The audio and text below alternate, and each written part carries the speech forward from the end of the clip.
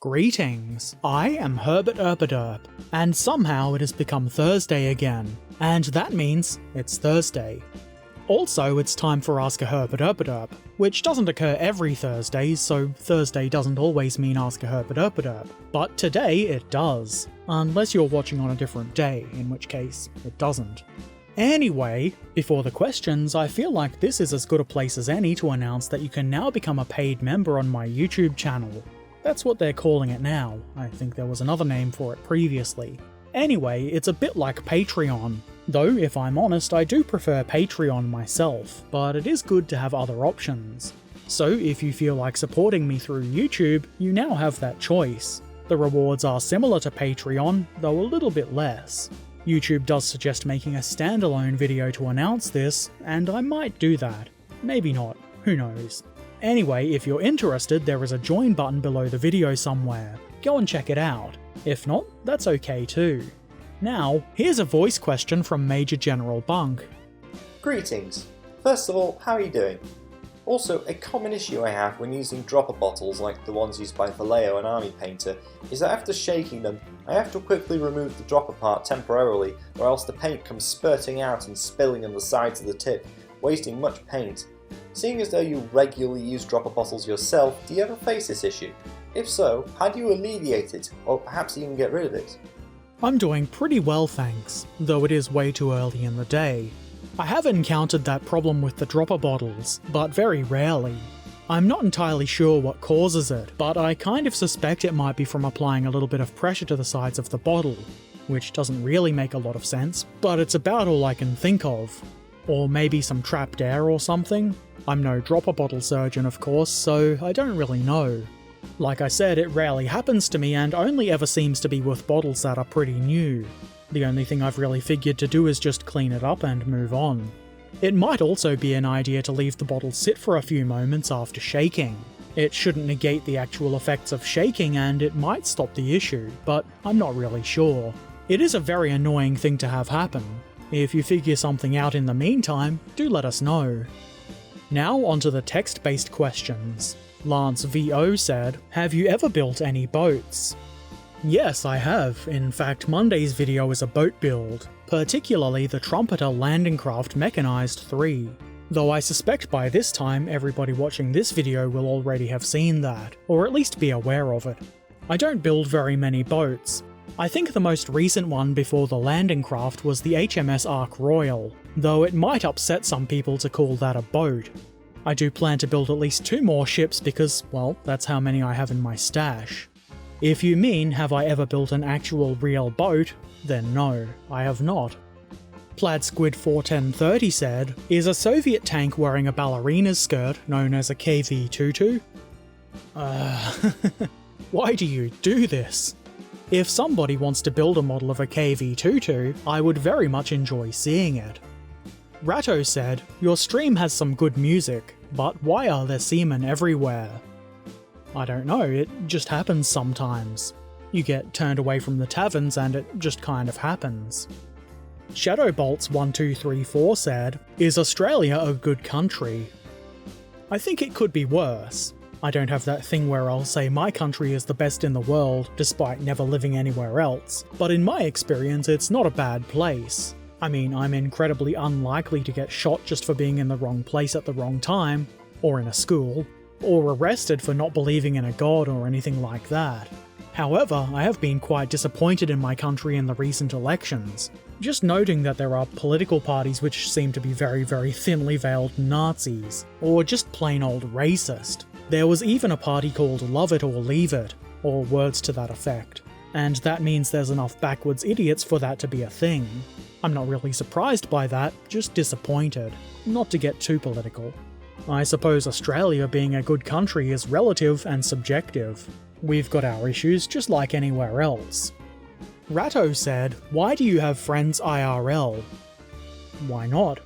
I don't know, I suppose it comes from leaving the house and doing things. I'm pretty sure almost all of my IRL friends have come from years of playing in bands, either directly or indirectly. At some point these people thought, "Oh, this Herbert fellow seems okay, I'd put up with him on future occasions." Suckers. SpaceFan247 said, "Do you think as technology progresses, metal and resin kits will get better, or will they become obsolete?" Good question. I think in a way, both outcomes are going to happen, or are happening. You see companies like Warlord doing more plastic kits. I mean, they do still make resin ones, but it seems like they're moving more towards plastic, and at least in my opinion, plastics are better than resins. As plastic molding technology becomes better and becomes cheaper, which I assume is happening, resin will be used less and less, at least by bigger companies.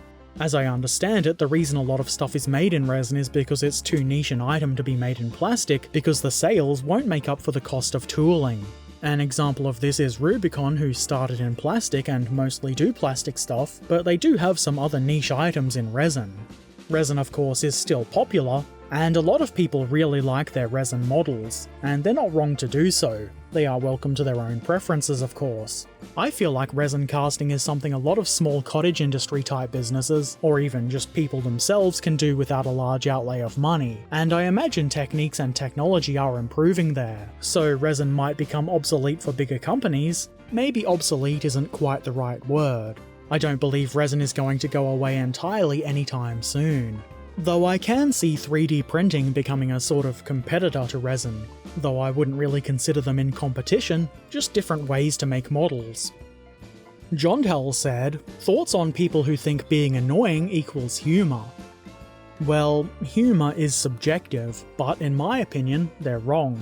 I don't know if this is in reference to anything in particular, but just as with resin models, people are more than welcome to their own opinions on what they think is funny. I mean, there are people who think being mean-spirited shitheads is funny, which I guess is kind of like being annoying, but a step further. That said, just because somebody thinks they're funny doesn't mean we have to agree or put up with them. PlaidSquid41030 said, "Is a theatre production about puns a play on words?" Why are you like this? Okay, that was actually kind of funny. I'm going to try and remember that one for myself. Trekan Baluvich said, "When you are in a bad mood, do you avoid building models or painting, or does it help you get rid of that bad mood?" It really depends. If the bad mood is caused by the model, then it's best to step back and take a break, or it's just going to get worse. I usually find modelling and painting to be quite relaxing, so it can help with a bad mood, as long as it isn't the cause of the bad mood, if that makes sense. Eastern Union said, "On that topic, what gets you in a bad mood? We'll discount the internet because it annoys everyone, but what else?" I'll say the internet in general doesn't really annoy me, mostly because I'm in control. I mean, I don't have to expose myself to annoying things, and I can generally block and delete them anyway. For me, the most frequent and common thing that gets me in a bad mood is traffic. Peak hour traffic is probably fairly bad everywhere, but I just find it really annoying how incompetent people seem to be behind the wheel. From what I can tell, the main reason traffic is so bad on the motorways is that people don't know how to merge. People who think changing lanes constantly somehow helps also contribute, but the main thing seems to be mergers. The motorway is 100 km an hour where my local on-ramp is. I've almost never been able to use that ramp at anything approaching that speed because there's always an idiot who thinks they need to slow down to get into the traffic. Always. No matter what speed the traffic is moving, they'll always slow down, rather than, trying to match the speed and slotting in, like you're meant to do. Another part of the problem is people not letting anybody in, particularly when traffic is already slow. It seems as though most people think having somebody in front of them means that they are losing, somehow. There's the zipper method for merging. One car merges, then another car already on the main road goes, then another car can merge in, and so on. Of course, that only works if people A, leave a little bit of space, and B, not try to force their way into the space left for that one car in front of them. I think they should put signs up showing how to merge, possibly with included insults to people's intelligence. In my mind, it's very, very simple, but then a lot of people are also very, very simple, which you would think makes it work, but it just doesn't.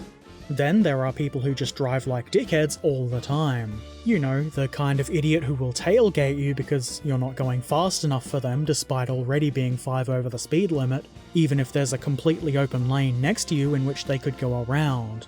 or just people with excessively loud cars. You'll hear them roaring by on my streams. They also make my voice recordings take a lot longer than they really should. These people should get in the sun. Some other annoying things are people who feel like being old makes them right, regardless of circumstance or evidence. I'm sure we've all encountered people like this. Generally, they're not worth engaging with, but I guess on a positive note, they also kind of let you know that it's not worth wasting your time with them. Also, people who feel a need to shit on somebody or something people enjoy, either because they don't like it or just because somebody else is enjoying something. And anyone or anything that makes me late or wastes my time is annoying, and I do my best to eliminate those. Life is just too short to keep things around that put you in a bad mood. Smoes said, do you lose things easily like keys and wallets? That sort of stuff. Generally, if I'm out, no, I'm fairly careful. At home, I have specific places I keep my keys and wallet, because otherwise I will lose them. Maybe not actually lose them, but I'll forget where I put them, which I suppose is kind of the same thing. Then I'll be annoyed because I have to waste time trying to find them. Lance VO said, for how long have you been building models? I couldn't tell you really, not with any real accuracy anyway. I've been into models since I was very young, like 7 or 8 or something, at least model trains. I don't think I got any kits until a bit later than that. I lost interest during my teenage years because I wanted to play music and drink and such. I came back to modelling in my 20s. I've had the interest for a long time, but I have no idea of consecutive years of actually doing modelling. Duncanuva said, when will it be Pi Day? I would say never. Mostly because in Australia and New Zealand, where we write the date correctly, there can never be a Pi Day because there is no 14th month. Not unless we have a revolution and add 2 months to the year. If you mean when will it be a day on which you can eat pie, well that could be any day you like, my friend. Any day can be Pi Day. You just have to believe. I kind of want a pie now. Garrus909 said, what is your favourite beverage? That is a tough choice. If you look at my purchasing habits, it would be Pepsi Max. I also really enjoy Bundaberg Diet Sarsaparilla, but I don't like the price. I also enjoy dark creaming soda, but it's entirely made of sugar, which doesn't really work for me. In the comments of last fortnight's Ask a Herbert Erpaderp, Kieran Keith said, damn, 2 weeks already? Yep, I know that feel. Ask a Herbert Erpaderp always sneaks up on me. It must be because I'm getting old. Older. I have no idea where the time goes. It's almost scary. Jan or Jan Timmer said, what is the worst kit you've ever built? The Pegasus Pershing I built on stream the other night was kind of bad, though not the worst thing ever. I don't really like focusing on the negatives, but I guess the worst I've ever built is the resin Hetzer from Warlord or maybe the Airfix Bismarck. I'd say one of those. Though the Airfix Bismarck has actually got a use as a testing piece for paints and other hobby products, and I do rather like it in that regard, so maybe it's not all bad. I mean, the kit itself is very bad, but I feel like it goes to show that things can have unintended additional uses. Anyway, that's it for the questions this fortnight. Let's go and check out some of the models that have been shared on my Discord server. Sneaky Zaku painted up this 15mm scale tiger. I rather like this. Is that a hand-painted cross on the turret? If it's a decal, you've made it sink into the Zimmerit very well. Excellent work.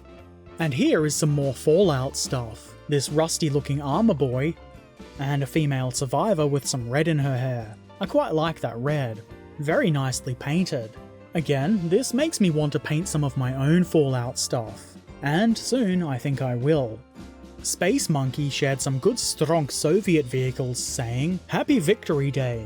It's not Victory Day anymore, but these are still very nice models. Especially the number on the T-34. Nice. I'm not sure if I've shown any of these before, but why not? They're quite good. I rather like the roughly painted white stripes on the tanks. The planes are very good too. Colonel Paul Do Not Even Try Gamma shared this amusingly named US half-track. He says it was the most nerve-wracking thing he's ever done, thus the name. I think this is a pretty funny and interesting way to vent some of that frustration. The model itself looks quite good. I like that it's got a few bullet holes here and there, and it's very nicely painted. Keep up the good work, even if sometimes it can be a bit frustrating. It looks like it might have been worth it in the end. Eastern Union shared this dinosaur. I'm not exactly sure what kind of dinosaur it is. It looks a bit like a triceratops, but I'm sure it's not. I am of course no dino scientist. Looks pretty good though, and that's what matters to me. Eastern Union also posted this awesome tortoise. This is the Meng 1/35th scale kit, which looks great. It's also been painted really well. Spare tracks, jerry cans, stowage and crew will be added later, but it still looks really nice without those. Ratto shared this Bakunin moderator for Infinity. I don't know what a moderator does in Infinity, but it seems to involve shooting, which is fair enough. The leg warmers were sculpted by Ratto, and they look pretty good. I also like the colour that they're painted. Same with the hair. Very nice. Cartool shared this Wintry Tiger 1. I really like this. The whitewash is quite nicely worn and faded, so you can see the regular camo scheme underneath. Very well done. The mud is nice too. And here we can see that tiger on this amazing wintry muddy base. This looks really nice, and I doubt any of you will disagree. Cartool said this was a sub 48 hour base, and I don't think he means 48 cumulative hours of work, though I wouldn't be surprised if it was. It's very well done. And here is another tiger, this time from Name Redacted. This is a late war tiger, and I think it's in 15mm scale, though I can't quite tell. Very nicely painted. It looks good and very well used. In the final picture, extra rust has been added to the exhaust. Good job. The Tank Man shared this model of a very early aeroplane he's been working on for a few weeks. This looks really good, and very tiny. I think this is entirely scratch built, which makes it even more impressive. The plane needed an engine, otherwise it wouldn't be able to fly, so the Tank Man made one. It's less than a centimetre. Awesome work. Shadowbolts1234 has completed this very nice Strug 3. It looks like it's been doing a lot of killing, according to those barrel marks. The mud on the tracks is pretty nice too. Very good work. Pax Britannica shared this prototype of his Wolverine Jump Walker. The digital model was shown in Ask Herbert Erpaderp a while ago, though I couldn't tell you which episode. The Soviet infantry are included for scale, which Pax says were a bit rushed, but they do look pretty good. This Wolverine looks really cool. I like the big saws. The warning sign on the arm is an entertaining touch too. Keep up the excellent work. Trekan Beluvic said, I am the Ferdinand Porsche of Herbert Erpaderp's Discord channel. I have developed two new tanks. First, the Leopard 62, and the T-Leopard, named TL12. Here you can see my creations next to each other. I am a great Panzerbauer, German for tank peasant. Very sensible new creations. Nicely painted too. I Need Help shared this Zvezda Tiger, which was finished in under 24 hours. I don't know how anybody has time to finish anything in under 24 hours, and I am a little bit jealous of that.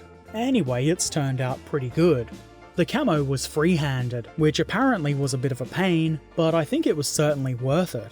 Also, I quite like the spotty base thing that it's sitting on. Excellent work. Gopnik shared this awesome diorama of dead Polish resistance fighters. This was inspired by the Sabaton song Uprising. I rather like the flag, and the scattered bricks are a nice touch too. Awesome work. Keep it up. Has anybody else built dioramas or models based on Sabaton songs? That would be pretty cool to see. Anyway, that's it for the models this fortnight. As always, I have omitted some of the models that were shared, otherwise the video would be several hours long. If you want to see everything, head on over to the Discord server and check out the modelling channel. There's a lot of cool stuff in there. And while you're there, feel free to share some of your own modelling work. We would love to see it. And with that, this episode of Ask a Herbert Erpaderp has come to an end. A big thank you to everybody who shared their models and asked questions. If you've got a question for me, ask it in the comment section below or on Discord. Also, don't forget to subscribe, follow, ring the bell, and all of the other things you do on YouTube and social media. Links to all of the things, including my Patreon and Twitch channel, are in the description below. You can also find the join button down there somewhere. And as always, I shall return soon, so until then, be excellent to each other and thanks for watching. Farewell.